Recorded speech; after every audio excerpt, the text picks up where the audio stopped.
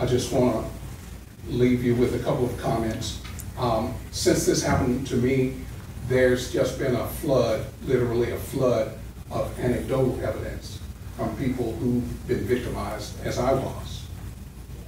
And it occurs to me, Chief Booker said in his letter that they do training and that the officers are trained to behave professionally, courteously, and with empathy for the people that they encounter.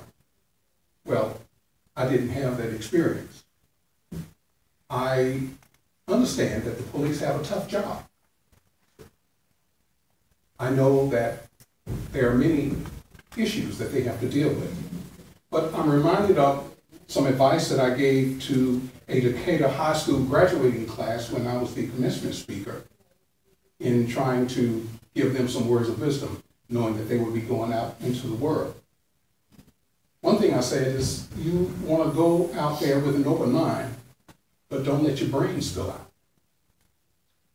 I also use the example of saying things are not always as they seem. And I think the specific example I gave to those students would be appropriate for the Decatur officers, at least those who racially profile me. Things are not always as they seem. And I told them about the guy who walks up to the MARTA stop and he sees a fellow reading the newspaper and there's a little dog sitting next to him. And he asks the guy, "Does your dog bite?" And the guy says, "No, my dog doesn't bite." Well, he reaches down to pet the dog, and of course the dog bit him. So he pulls his hand back and says, "What's wrong with you?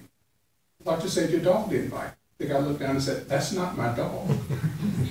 So things are not always as they seem. When you see someone coming out of a driveway in the Agnes Scott Historical District, and he is dressed in all black, and he is black, you might want to think again, not the presumption of guilt, but maybe the presumption of community.